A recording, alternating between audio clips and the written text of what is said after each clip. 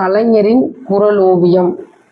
கலைஞரின் குறள் ஓவியத்தில் இன்னைக்கு என்ன குறள் பார்க்க போகிறோம் அப்படின்னா, உழந்துழந்து உள்நீர் அருக விளைந்திளைந்து வேண்டியவர் கண்ட கண் அப்படின்னு ஒரு குறள் 1177 இன்பத்து பால் வரும்னு நினைக்கிறேன். அந்த குறள் அதிகாரம் 118. இந்த குறளுக்கு கலைஞர் கூறியிருக்கிறதான கவிதை, அந்த கதை, அந்த ஓவியம் என்ன அப்படின்னா, அதாவது ஒரு கண்ணை ஒரு பெண் திட்டுற மாதிரி, அந்த கண்ணுக்கு சாபம் கொடுக்குற மாதிரி ஒரு காட்சி ஏற்படுத்தியிருக்கிறார். அந்த கண்ணை திட்டுறான். எப்படி திட்டுறான்? என் திருவழிகளே, என் திருவிழிகளே, நீங்க இவ்வளவு ஆட்டம் ஆட்டுனீங்க, எல்லை கடந்து ஆடின ஆட்டத்துக்கு இப்ப நீங்க அனுபவிக்கிறீங்களா அப்படின்னு ஆரம்பிக்கிறான். அதாவது ஒரு கண்ணு நமக்கு எப்படி, நம்ம இங்க இருந்தாலும் கூட கண்ணு தூரத்துல இருக்கிற அந்த ஒரு சிட்டுக்குருவி கொய்யா மரத்துல சிட்டுக்குருவி ஓடி ஓடி விளையாண்டுச்சு, அதை பார்த்தீங்க. அப்படியே கொஞ்ச நேரத்துல பூனை அந்த சிட்டுக்குருவியை எடுத்துட்டு போயிடுச்சு.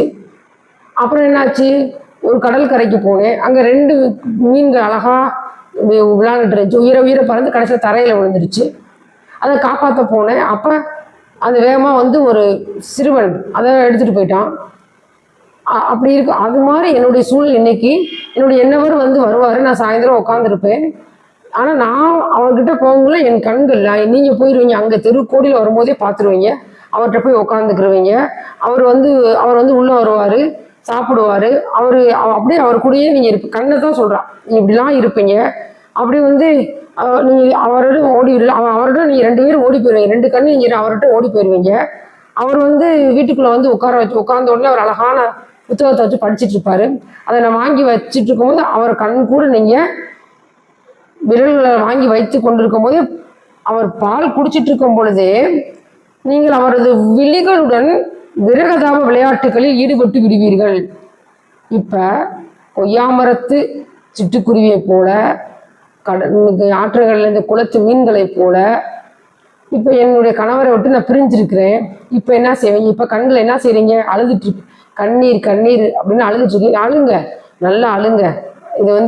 இது விரும்பி நெகிழ்ந்து காதலரை கண்ட கண்களே, இன்று உறங்க முடியாமல் தவித்து துன்பத்தால் வடிக்கின்ற கண்ணீரும் அற்று போகட்டும் அப்படின்னு சொல்லி, இப்படி ஒரு பெண்மணி தன் கண்ணீருக்கே சாபம் கொடுக்கிறாள் அப்படின்ற மாதிரி ஒரு அழகான ஒரு குறளுக்கு அழகான கதை சொல்லியிருக்கிறாரு. இந்த கதைக்கு ஜே ஒரு நல்ல அருமையான ஓவியம் வரைஞ்சிருக்கிறார். அருமையா இருக்கு குறள் ஓவியம். தொடர்ந்து பாருங்கள், தொடர்ந்து படியுங்கள். நன்றி, வணக்கம்.